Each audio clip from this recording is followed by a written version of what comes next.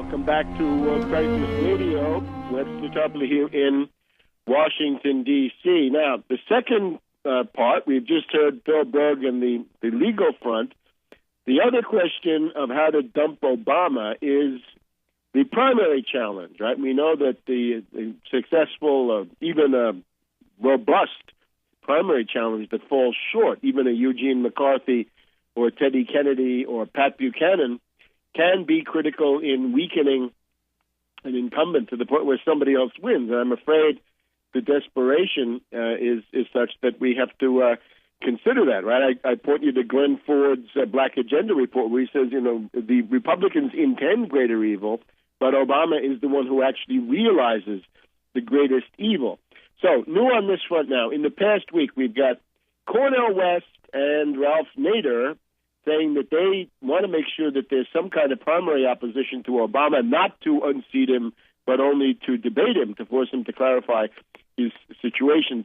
Somehow we can put this together with the gerrymandering of Ohio, where Marcy Kaptur, as I understand it, is now locked into a fratricidal struggle with Kucinich. Well, dear progressives, dear left libs, couldn't we at least arrange for one of these two to bow out of that district and take up the cudgels on the greater national stage? And maybe Peter DeFazio or even somebody else might be interested. So we have someone who's now done a certain amount of research into this fascinating area. It's Dan Abramson, who should be joining us from Austin, Texas. Hello, Dan. I appreciate you having me on the show, Webster. Thank you. It's an honor. Let me get right into it. I want to talk about the plan that Nader has announced. Unfortunately, there's an echo on the phone here, but let me just get right through it. Nader put out a press release where he said they want to fight a tediously scripted national convention, but they want to run a slate of 6 candidates. Now, this is an immediately defeatist attitude because by trying to split the support of alienated leftists and progressives into 6 candidates, you're ensuring that nobody will actually successfully challenge Obama. So here's what they write. Imagine a slate of 6 candidates announces its intention to run in the Democratic primaries. These contenders would each represent a field including labor, poverty, military, foreign policy, health insurance and care, financial regulation, civil rights, and consumer protection. The slate can indicate that its intention is not to defeat the president, but to rigorously debate his policy stands. This slate will force Obama to pay attention and develop, quote, fresh language. President Obama should emerge from the primary a stronger candidate as a result. So, they have laid out a plan here where they say our intention is to basically run as protest candidates but lose. We don't want to win here. Now, what you've seen in the media...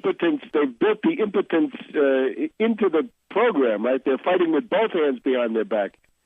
Absolutely, and it's so indicative of the left, which is, if you go to a typical anti-war protest, you'll see 28 different slogans, 37 different groups, all putting themselves under the banner of anti-war. And it's this splintering that really leaves the movement so impotent.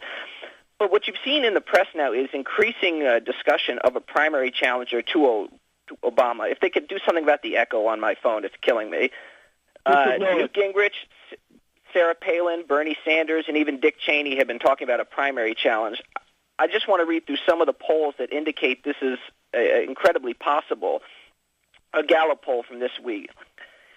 Obama's approval at all-time low amongst liberals. Only 68% of liberals told Gallup they approve of the way Obama was handling his job as president. I don't know if those 68 have been paying attention to the news, but apparently, that 32 is something to build on. This builds on polls we saw in September 2010 from the AP. Nearly half of Democrats, 51%, said Obama should have a primary challenge.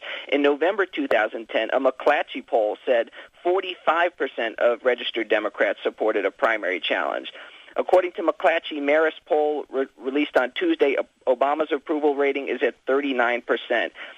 Now listen to the subgroups, because this is important for an Obama constituency and shows how poisonous he will be for down-ballot Democrats. He has gone from 83% to 58% amongst black voters.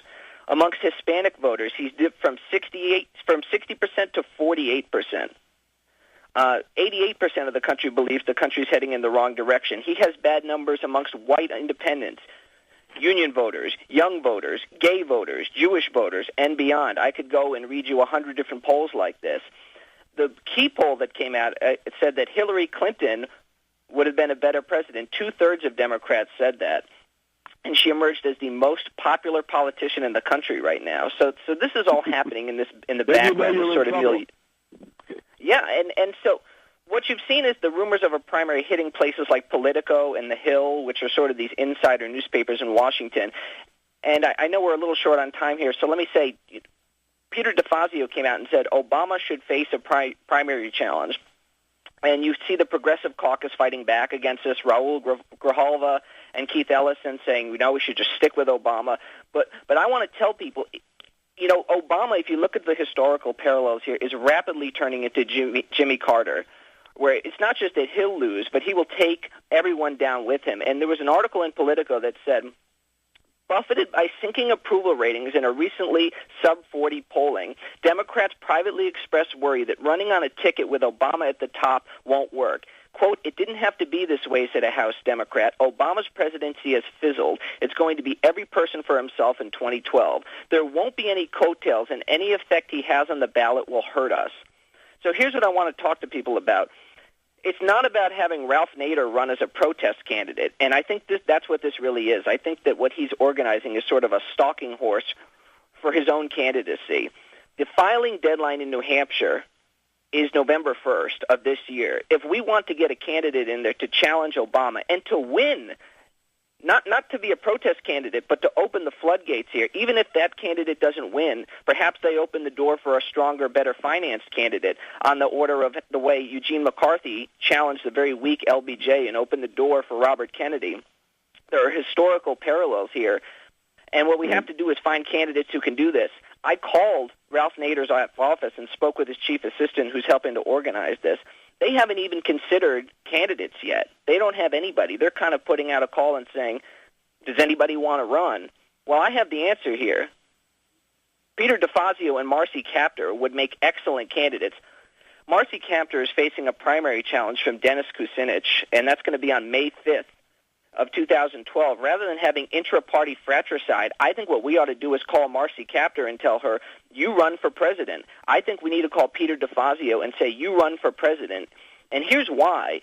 Because these candidates are the closest to the Tarpley four-point plan. If you believe in taxing derivatives, if you believe in rebuilding the country, I recommend to people, call Marcy Kaptur, call Peter DeFazio's office, go on their website, hang on write to them. I just have one more question in the next segment, if you can hang on. Absolutely.